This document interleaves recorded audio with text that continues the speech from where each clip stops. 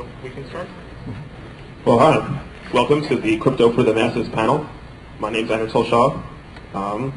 With me I have Lucas Gomes, Matt Blaze, and Greg Newby.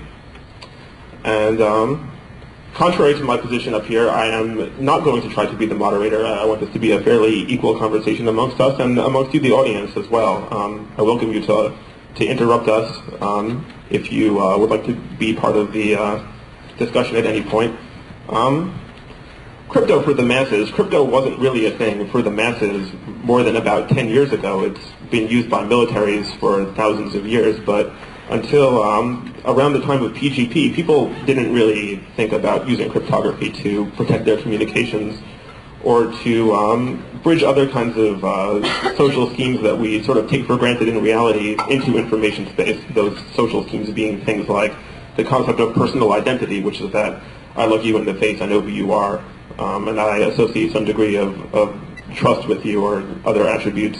Concepts like being able to tell a secret or tell you something privately. Concepts like anonymity. Those are all things that have bloomed in information space over the past 10 years because of PGP and other technologies, but they're also things that haven't come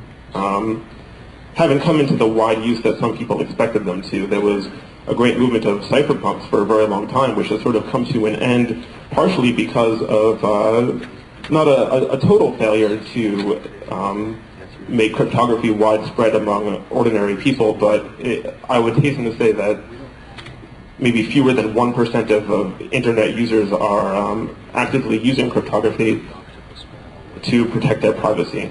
Can I get a show of hands of people who've used a program like PGP at least once in the past? That's a lot of people. Right. All of the people in New York are here who've used PGP. And can I get a show of hands on how many people are still using it today on any kind of regular basis? Sorry? Do you have the audio on? No, we're looking at, I think, about 3/4 the first time, maybe 1/4 the second time. And so let me just throw out the question, why is that? And there are obviously ease of use issues, and there's the issue that any security that's not transparent doesn't get used. But what do any of you folks have to say about that? Maybe before I chime in, it's Microsoft's fault. Microsoft's fault, absolutely. We will all use encryption when it just interoperates and it's easy. I mean, a lot of us are, but I mean, even for the people that are tech savvy, setting up PGP with whatever your mail client is of choice is a pain in the butt. And then someone sends you something with a cipher that you don't have, so you're using GPG and stuff like this. So for the technologically elite, it's a pain in the butt. And if this were part of Outlook or part of, when it was part of Eudora, this would really make a big difference. Right, but it is part of all of the all of the commercially shipped browsers include strong crypto in them now, and have for a while. And that was largely to solve a non-problem. So, this is largely to solve this non-existent problem of people stealing credit card numbers over the wire. And, somehow there was this media hype about what a horrible crisis there was about people stealing credit card numbers by tapping into internet connections, which, as far as I know, to a first approximation has never happened. But people perceived that this was a serious threat. This was something to really worry about, and consumers demanded that if they were going to engage in any kind of electronic commerce over the net, in any kind of buying over the web, they wanted encryption, and sure enough, we got encryption into that application. It was kind of a silly motivation for it, but it did show that transparent crypto is certainly feasible to do if there's demand for it. And you were responsible for implementing that some of yourself? No. Well, you did do CFS, right? Well, yeah, but that's transparent crypto for file storage, not for web transmission. But one of the important questions to ask is what's the threat and what are you trying to protect? And it's very easy to just equate crypto with some kind of magic pixie dust that protects you from, bad things happening without really thinking through what exactly is the information you're trying to protect, what's the threat look like, and how is encryption going to help you. It's kind of easy to flippantly say if cryptography is the answer, you probably asked the wrong question, or at least you didn't ask a large enough question. Actually, I'm going to differ. I really don't believe it's Microsoft's fault or the user's fault. I think it's the hacker's fault. I think it's cypherpunks. I think the cypherpunks dropped the ball on this very badly. Specifically, PGP is a completely insane mechanism where every communication involves both parties going out and exchanging keys in this, secure transaction. We all know that it's a manual process to do through security. Right? You personally have to be there.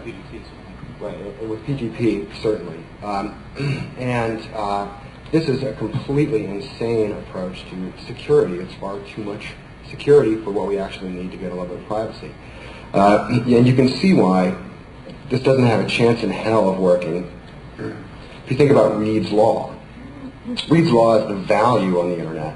The number of groups that we can have is the best definition of how much value we can generate from our communications medium. And Reed's Law is also the best description of the number of key exchanges that are going to need to happen given PGP. So we can see that insane value from Reed's Law also takes an insane amount of work from PGP key exchanges. And so I personally feel that cypherpunks over-defined the threat to be super spies and under-defined the threat to be, and the true threat is that your bytes are passing in the clear most of the time. And what we need is, 25% better security, as opposed to 99% better security. On the same note of PGP and like technologies being an overkill, I have an angle on this as well, which is that cryptography can be overkill in terms of, let me give an example. I want to send a message to somebody and prove that that message is from me and my personal identity, as represented by my private key. In reality, when I want to tell you something secretly, I whispered in your ear. When I want to prove my identity, you look at me in the face and you try to determine whether I'm wearing a rubber mask or not. On the internet, when I sign a document with my public key, and it's a fairly strong public key, and I give it to you, it's sort of the equivalent of handing you an affidavit. And I may not want to say something to you in such a way that you can then go around and in some sense, prove to the whole world that I said such and such a thing on such and such a date. And so the particular cryptographic schemes that have been chosen for implementing things like personal identity on the internet don't match those schemes the way they work in reality very well at all.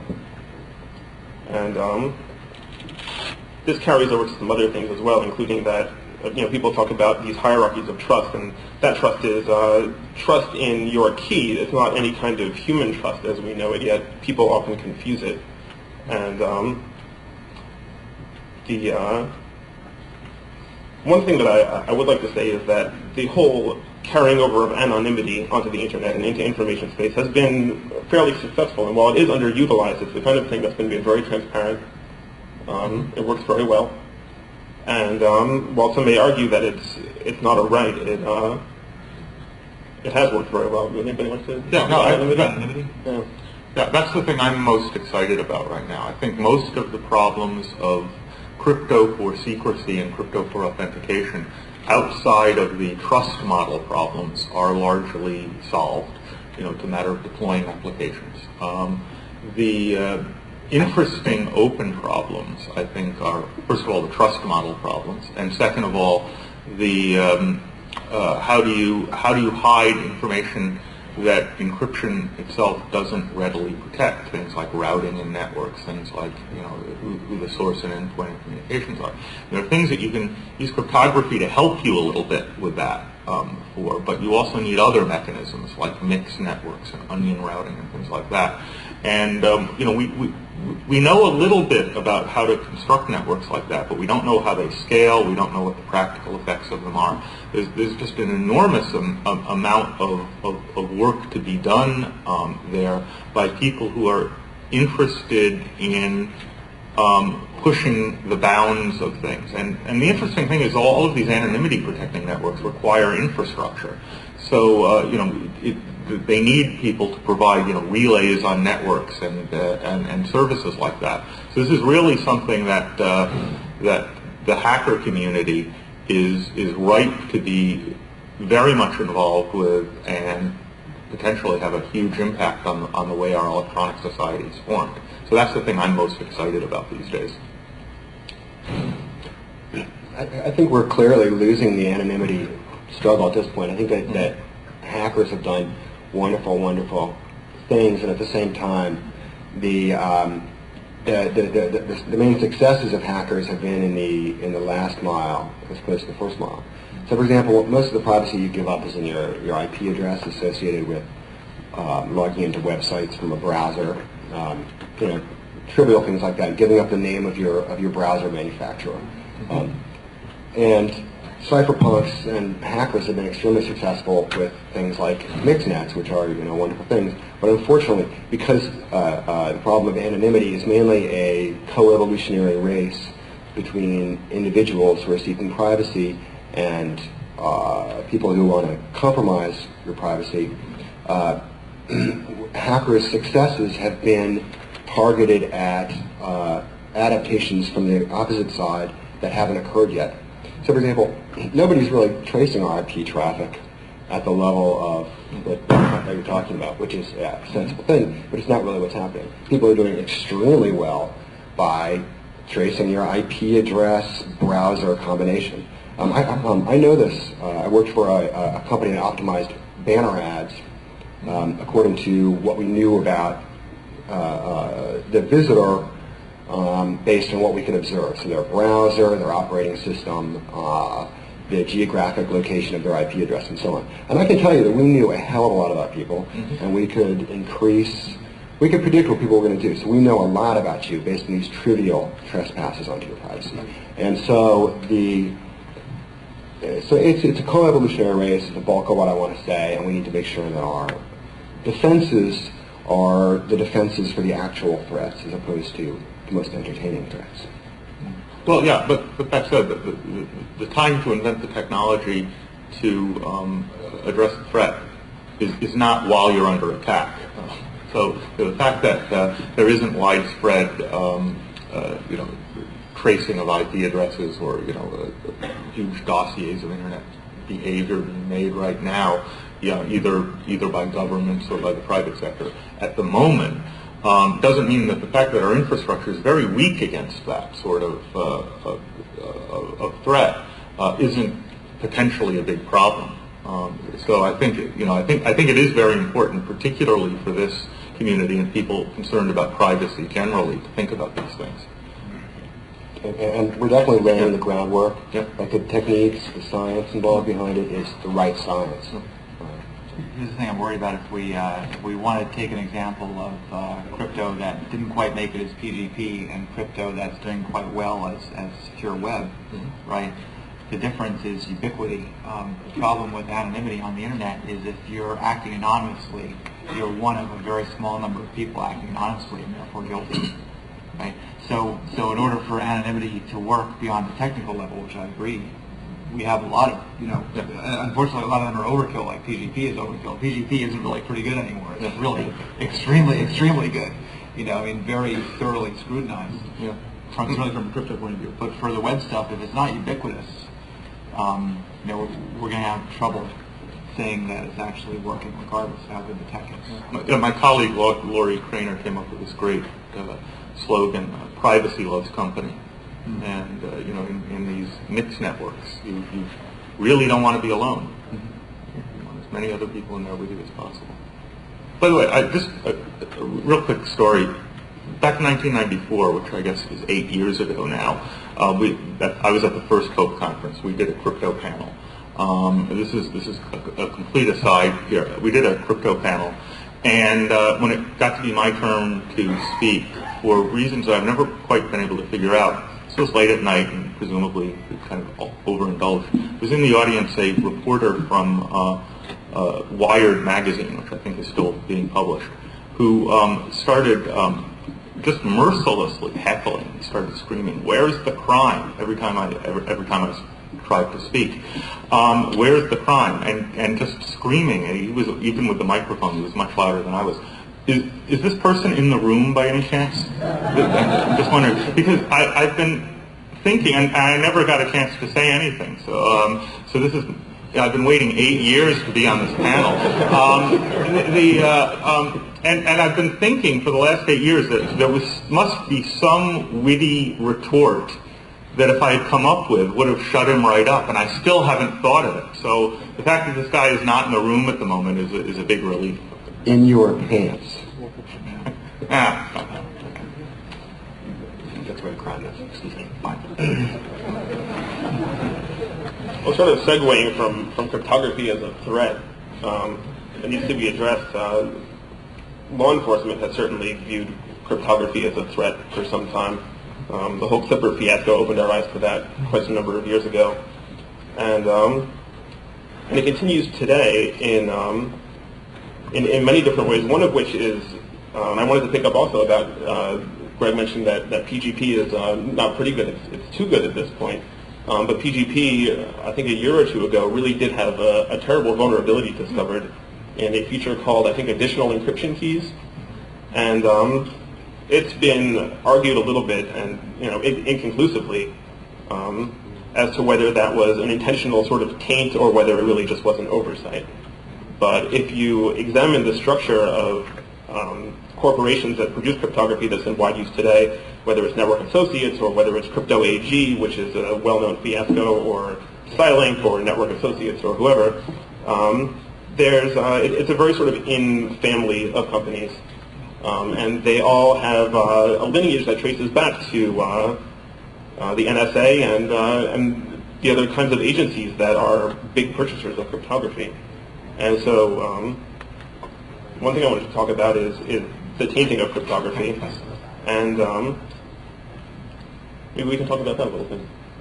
Yeah. Well, everyone has to read Crypto, Stephen Levy's book, which really, if anything else, says that Phil Zimmerman was not an insider, and was not even competent, probably, to do what he did do. And it just sort of worked out okay. I think he got the attention of a lot of very competent people. Not that he's incompetent or anything, but I mean, the first approaches to PGP really had very serious problems. But so there's at least that piece of good news. But of course, what happened with that was RSA, happened, and so we have, of the available crypto, we have the GPG, which is open source. We can examine it. So that's good, right? Even if not that many people are really going to be qualified to find problems.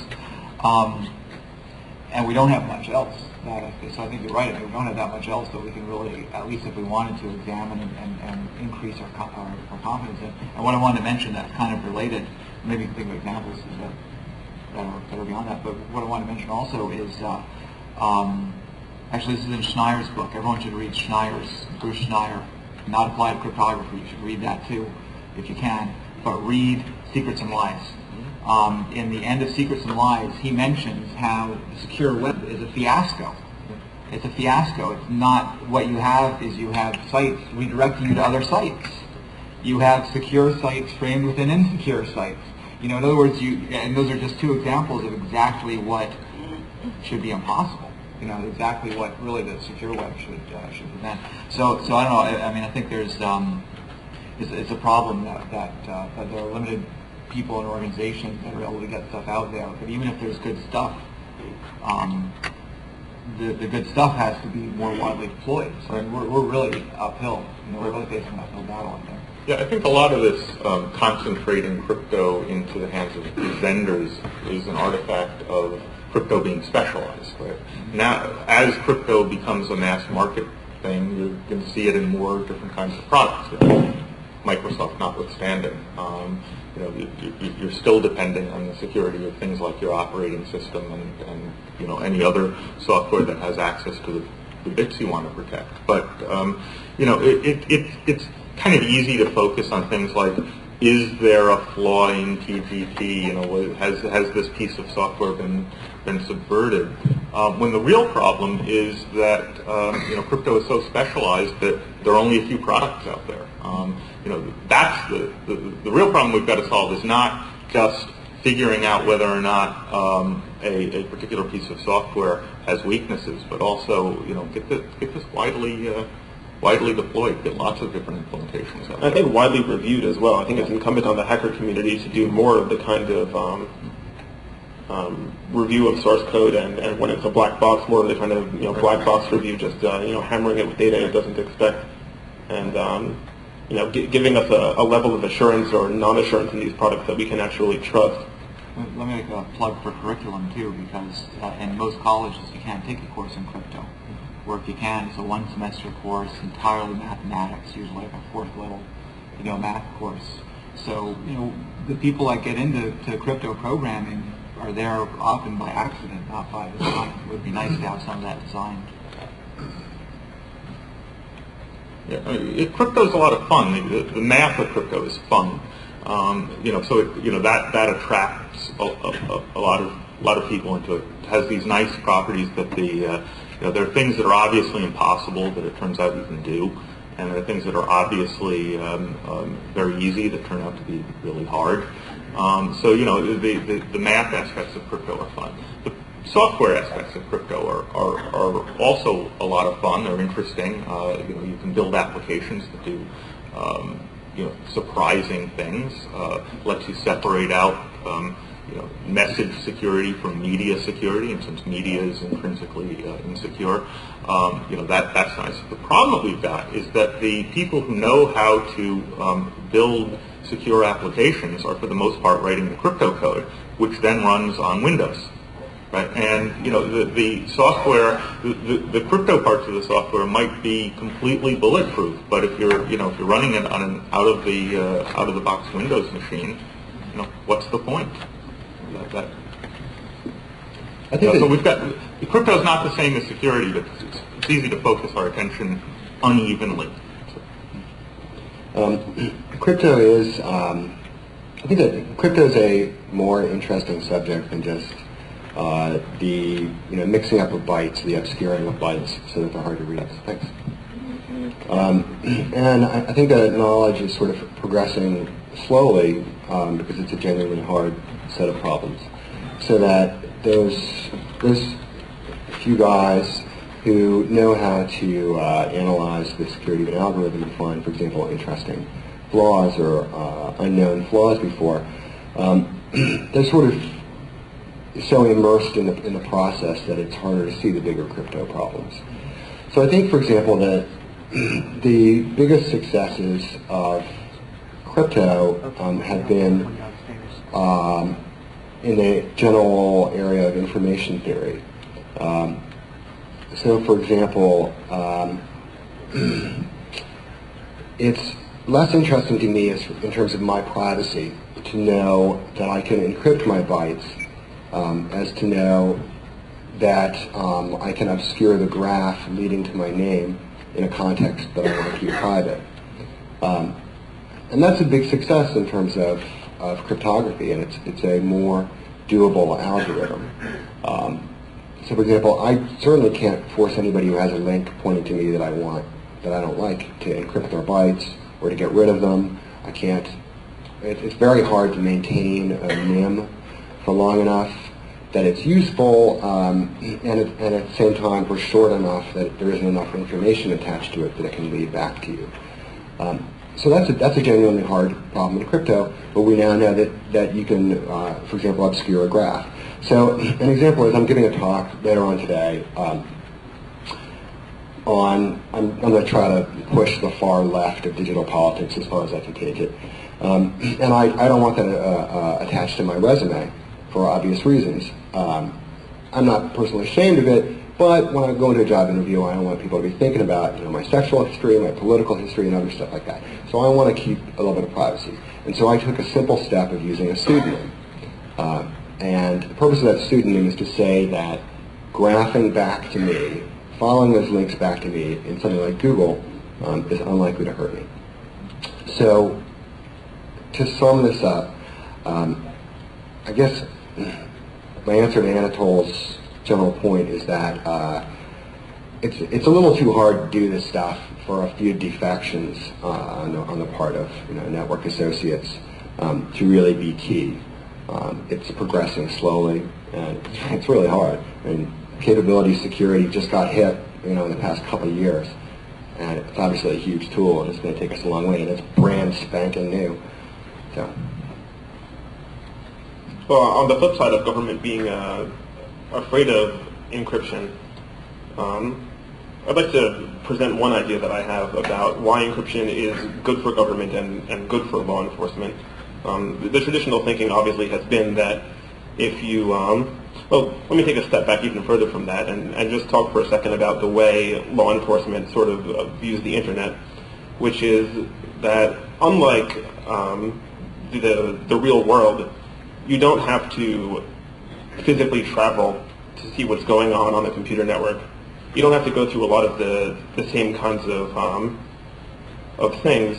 It's more like just an information pool that you can tap into. And this has obviously been very tempting for law enforcement as people pour more and more of their personal information into the internet or other networks. As people rely more on these networks for their communications, it becomes a more and more tempting medium to just intercept all of it. And this is what things like Echelon obviously are for, and most of you probably know about that.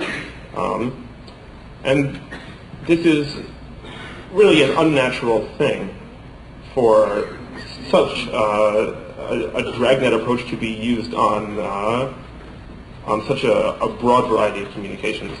And what I'd like to say is that the more people who encrypt their communications, the more it is going to help law enforcement to do their job properly. And by properly, I mean that cryptography or encryption of personal communications prevents law enforcement from just sort of gratuitously snooping on communications, from too easily abusing their powers. And it really doesn't take away as much power from law enforcement as they'd like us to believe. They'd like us to believe that if something's encrypted, that's kind of the end all. And really the fact is that you can still walk into somebody's house and implant a keyboard sniffer, or you can still point a camera at somebody's monitor, and this happens all the time. All encryption is really doing is forcing law enforcement to go that one additional step to snooping on you, and it keeps them from having just this this churning pot of information where everything is available to them. And so I would like everybody out there to think about this, and law enforcement to think about it too, that encryption is a hurdle that really makes the information space a lot more like the real world in terms of police power, in terms of people's privacy, in terms of people to conduct themselves in a private manner and keep the kinds of everyday secrets secret that you and I do all the time. I'd like to point out that I think what you've now stated may well be the mainstream view. 8 years ago, if we had this panel, if we had the chance to have this panel, that would have been, a radical view. But I think that view has finally made it into the mainstream. First is the obvious thing, which is that cryptography's primary purpose is to prevent crime. It's to keep unauthorized access to information from happening in the first place. And that's a law enforcement goal and a national security goal too. For a while, the parts of the government that and law enforcement that saw encryption as a threat probably had a disproportionate voice, and also tended to want the status quo to continue because that's what they knew how to deal with. But I think it's turned around. They've also come to realize, I think, that to a large extent, encryption has helped them even in solving crimes. It encourages, use of encryption encourages more sensitive data to be put on networks. Once it's put on networks, once it's communicated, it's available, through subpoenas, through witnesses, through informants, and so on. Just ask Mr. Scarfo, who just pleaded guilty. Among the evidence they collected from him was his PGP key, which they did by putting a keyboard sniffer in. That was a targeted attack. They got a warrant. They went into his house. They installed a keyboard sniffer. They learned his key. They got his gambling records. If it weren't for the availability of encryption, those gambling records would probably not have been on his computer in the first place. On that same note, there are all sorts of attempts to make the PC platform a more attractive platform on which to place personal information. And one of those is the DRM thing that we're starting to hear about, which is the creation of a trusted path inside your PC, an attempt to prevent Trojan horses, even keyboard sniffers, things like that, from being able to circumvent the kinds of security measures which either you install or more likely which Microsoft installs. And this has its pros and cons, obviously. Anybody like to pick up that one? I think it's great. Yeah, digital rights management. I think Palladium is great. It's so deeply retarded. Yeah, I hope they go whole hog into this. It's totally and completely stupid. I think the more general topic is cryptography that takes freedoms away from people. If anything that assumes people don't have freedom is not going to work. I mean, what we know about capability security is that rights leak in a well-known path.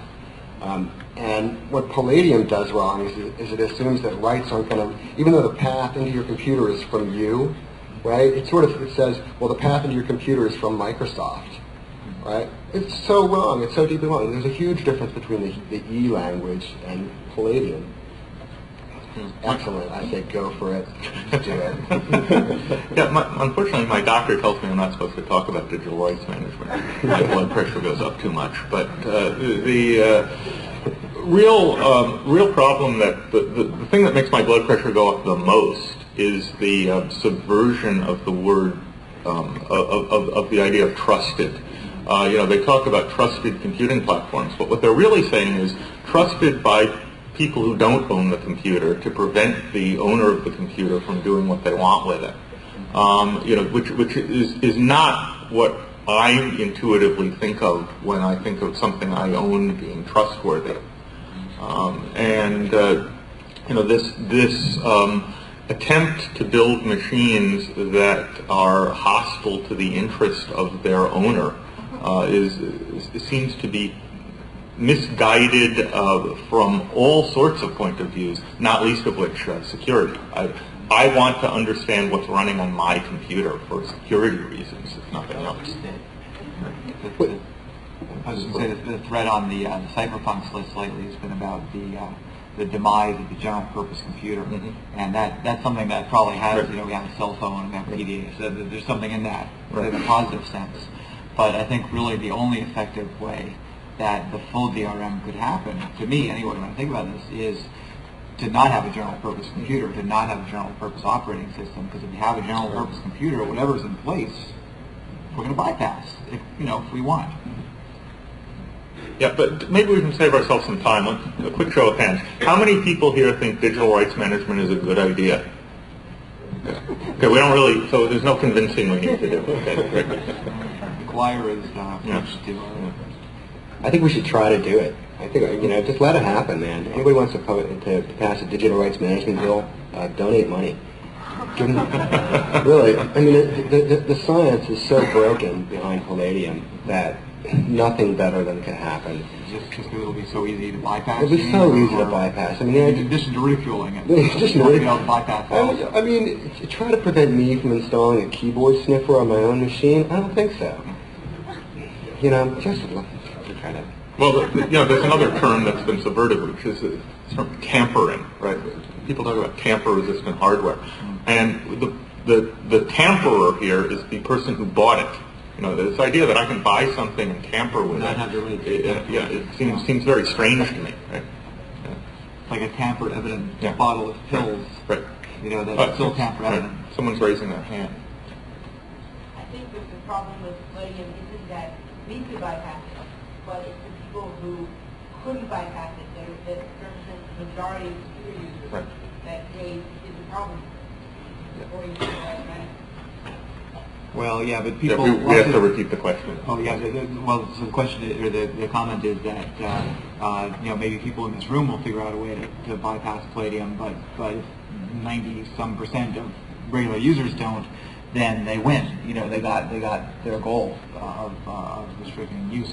But I mean, look at DCSS, right? How many people wrote that, and how many people could run it?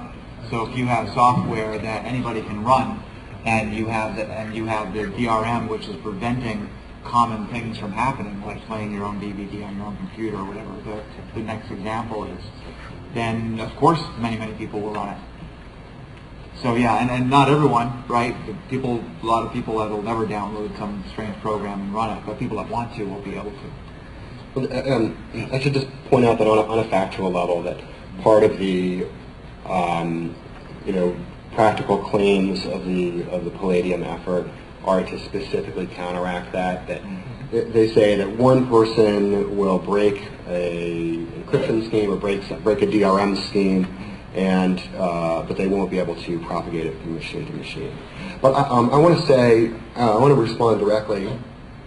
You're on the far side here. I can't see you, so responding directly is, I'll bounce it or something. I want to say that you're absolutely right, and that adoption of privacy technologies is a practical problem to be solved.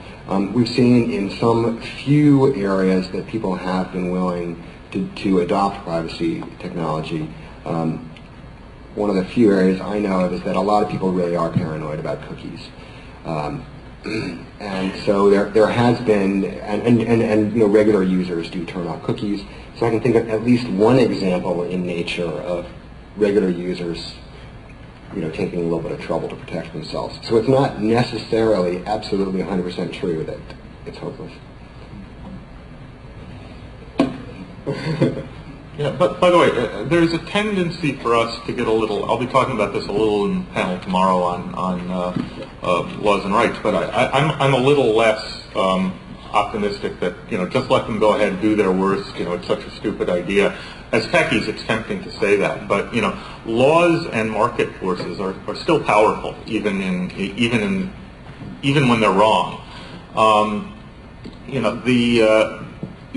For a while, you couldn't export cryptography. There was no law against writing cryptography, and there was no law against giving it to your friends. But if you put it on the net, they claimed that was the same as exporting it. But it was widely exported. It was widely exported, but it was completely effective at keeping Microsoft from including encryption in their default operating system, or Sun, or Sun, or any of the other vendors. For the most part, most of the world, particularly most of the commercial world, is law-abiding for these purposes. So even if the law is stupid and easily subverted, Microsoft is not likely to choose that as the red flag they wave. So I still think it's important to fight on those levels. Yep. I'm for fighting on all available levels, unless I guess I would have to take more seriously the jiu-jitsu move of letting these guys do such an insanely crazy thing. But I take it seriously. I think it's potentially a great opportunity. Yeah, I mean, one thing that I think about is with DCSS, right?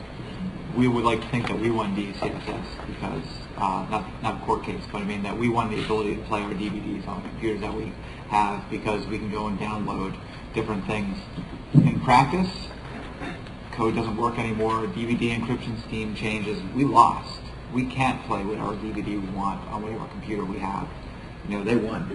That particular battle, that's sort of the way I feel. And that you can see it's not totally black and white.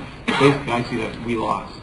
And I'm a little worried that that we can win some of the battles and say, yeah, here's Palladium, here's something else that someone cracked in 12 hours and the exploit was widely available and we could all download it. And yet a year in the future, we won't be able to do what it was that they didn't want us to be able to do. So we were asked to insist that people use the microphone for questions. Do you want to go on to questions? We're almost Yeah, sure. Let's go. We have about 15 minutes left. we're almost. So if you could rush to the microphone, just climb over each other, push people to the floor. Someone want to do first. We'll wrap up at 5. So we'll have that. Unfortunately, I think the people in this room are not really the indicative people who are on the internet. My mother I'm glad of that. doesn't, well, as am I. My mother doesn't understand why she needs her privacy. She doesn't understand why she should need to encrypt any of her data. She doesn't understand why she should have antivirus software. She doesn't understand why she should have a personal firewall on her cable modem. Until people understand this, you're not going to get the software manufacturers to put out even a half-decent piece of software, let alone the garbage that's out there now. I mean, how do you propose that we handle something like that? You know, cyberpunks are great, but my mother doesn't read the news groups either, and she's who's on the internet. Yeah. Well, look, I mean, it's a question of demand, right? You know, there was demand for preventing credit card numbers being sniffed over the wire. Even though it was a non-problem, there was still widespread demand for it, and so we got browser security, for that particular problem. Right now, computer users prefer, web pages that show dancing frogs to, web pages that don't install a virus on your computer. And until there is that widespread consumer demand, even if you don't understand the details of how to do it, we're still going to have manufacturers shipping insecure products. And it's a real problem. Hi, Eric Blossom. I'm working on the GNU Radio project, and I just want to jump on What the hell's the your secure phone? And also secure phones, right? Yeah.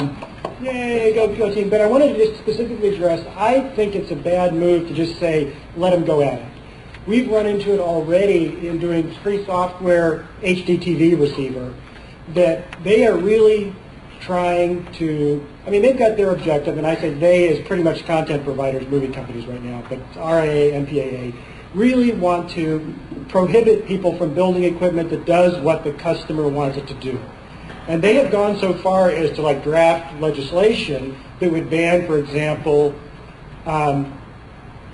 receivers of HDTV. The basic modulator model, which is pretty small piece of a thing, they would like to ban those that didn't implement some kind of a robustness criterion. Their model of how they want to secure this is they want to set a bit in the air in the air interface in the clear, and they want to convince all the consumer electronics manufacturers to honor this bit, which of course some of them aren't so hot about. But then we're going to pass some laws to prohibit it all. So the end result of this would be that folks like us are no longer able to build software and freely distribute it. I mean, we went to them and we said, okay, let's say, is there any way we could write an open source or free piece of software that complied with what you want? I mean, we're game. I'll say if def USA, and the bit is set. No, but of course, as soon as I distribute it, and then am I now liable as a distributor? I think it's a dangerous path to go down. We got to talk on Sunday to address. Let me be clear about my position on that. It is possible for governments and cartels to collude, and when they collude to triangulate. So the industry or the cartel introduces a product that stinks, and the government mandates that no other product can be introduced. And between them, they set up a situation where value has been knocked out of the marketplace. Right? So they just say the value of having good information technology is no longer an option. So that's the threat that people are making to us. Now, I think that's a pretty grave situation, but I don't think it's that likely. I think it's more likely that any time these forces allocate huge chunks of value to our side, to the good guys, that we come out stronger. And I would say that file sharing is a wonderful example of that. That everybody uses file sharing. Everybody. Talk about Napster in a bar, and it's like you're walking around waving a $100 bill. And that's because all the value has been handed to us as a tool for our side, for the good guys.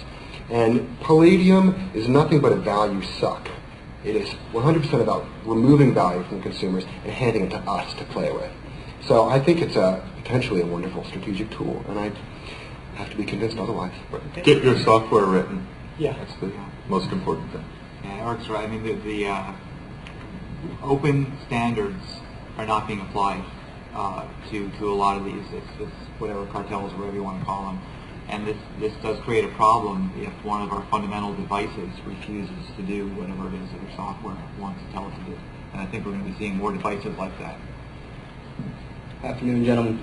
Do you see with the harsher regulatory environment a lot of the crypto technology and talent moving offshore? And do you see that as a trend in the future? And could you just give me your opinion and thoughts on that, please? Thank you. Certainly was for a while. When we had harsh export laws in the U.S., what that encouraged was the development of a non-U.S. crypto industry. Fortunately for most products, and there are some exceptions, big routers being one of the most notable, most mass market products can have crypto in them freely, even if they're from the U.S. And that's we've fixed that problem by and large. There is a risk, though, that whatever the U.S. regulatory structure is has impact all over the world. Right? The U.S. is a big market. The U.S. is a big source of expertise. U.S. policy tends to be exported to other countries, implicitly or explicitly. So having it move offshore may not even be sufficient.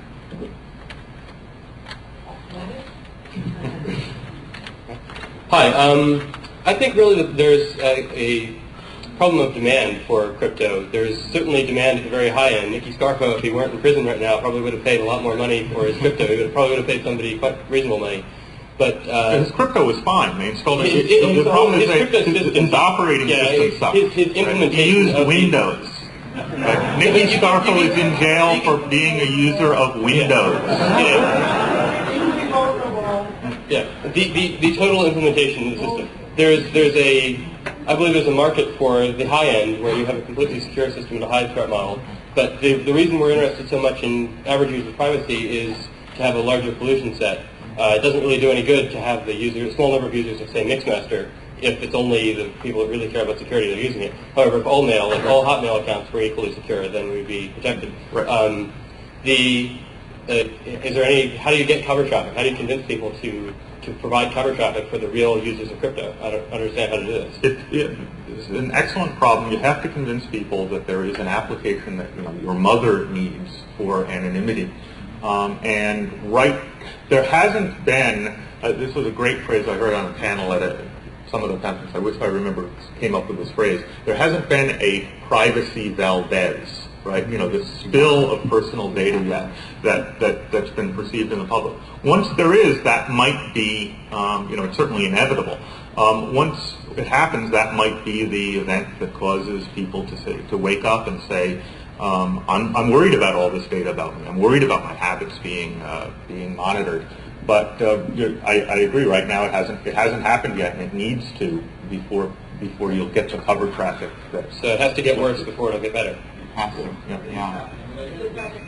Identity theft is a good example. Maybe a really well-known case of that would raise the level of information. Cookies. I mean, people care about cookies, but we know cookies are not a big deal. People do care about privacy, but only in fairly vague ways. And the caring has gone up because identity theft is a good example. Some other, news coverage happens. But Valdez, that's exactly right. If we could just have that. Unfortunately, the problem that I worry about is it might backfire. If we suddenly, let's say, I don't know, some political figure, actor or something, is somehow a victim, or there's like someone that we cheer for and say, yes, got him. Good thing that some reporter was able to scam information they didn't have. So that could actually go the opposite direction. With 1 minute. Yeah. Okay. I don't know the gentleman's name, but we have the same hairdresser. Kelly. My question is, I would like to share your optimism about the possibility of government and big industry colluding and taking value out of the marketplace, but that's not so realistic. I think that's like saying well, there's a possibility of the sun coming up in the morning, but that's not so realistic. This is today, this is the world we live in. We're going to, a couple of years from now, buy technology, more and more technology that's not able to do what we want. We're going to buy motherboards that won't let us copy stuff. We're going to buy cameras. We're going to be surrounded by a secure ring of technology which we're not allowed to understand, and it's already happening. The laws are in place. The technology is in place. I think what we're going to see is this actually happening. What we live in, this world we live in, has been already characterized by these people as the analog whole. This is where we live. I think it's a mistake to be too gloomy. We have a lot more going for us than we realize. For example, Passport and .NET did not work, and they never found an audience. And we probably gained a little bit of strength off that. So, you know, it's just not constructive to say we are going to lose because these titans are going to crush us. I'm not saying we're going to do it bit by bit. The taking collusion between big industry and government as a remote possibility is daydreaming. Yeah, right. One thing that we're losing is essentially the ability to tinker, right? And that is what got us where we are now, right? The whole computer and internet revolution is an outgrowth of people. I think on that note we are out of time, but I'd like to encourage everyone to keep tinkering. And I'd like to thank the panel and all of you for coming.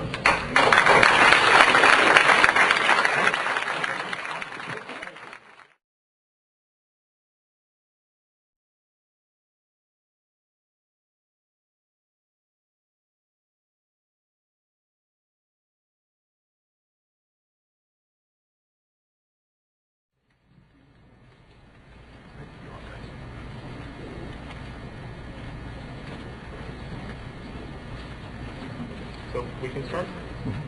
Well, hi. Welcome to the Crypto for the Masses panel. My name's Anatol Shah. With me I have Lucas Gumbs, Matt Blaze, and Greg Newby. And contrary to my position up here, I am not going to try to be the moderator. I want this to be a fairly equal conversation amongst us and amongst you, the audience, as well. I welcome you to interrupt us if you would like to be part of the discussion at any point. Crypto for the masses. Crypto wasn't really a thing for the masses more than about 10 years ago. It's been used by militaries for thousands of years, but until around the time of PGP, people didn't really think about using cryptography to protect their communications or to bridge other kinds of social schemes that we sort of take for granted in reality into information space. Those social schemes being things like the concept of personal identity, which is that I look you in the face, I know who you are, and I associate some degree of trust with you or other attributes. Concepts like being able to tell a secret or tell you something privately. Concepts like anonymity. Those are all things that have bloomed in information space over the past 10 years because of PGP and other technologies. But This would really make a big difference. Right, but you know, it is part of all of the, you know, all of the commercially shipped browsers include, you know, strong crypto in them now, and have for a while. And you know, that was largely to solve a, you know, a non-problem. So, you know, this is largely to solve this non-existent problem of people stealing credit card numbers over the wire. And, you know, somehow there was this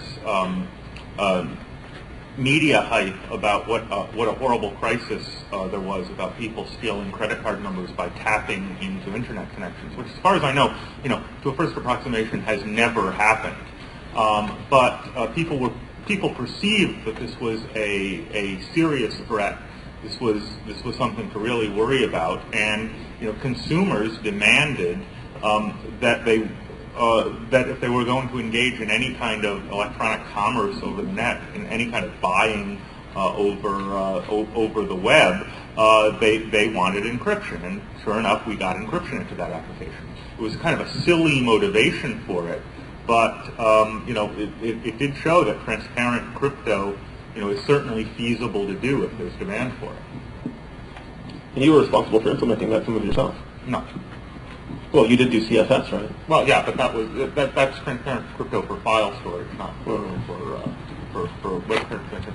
But you know, one of the important questions to to ask is what's the threat and what are you trying to protect?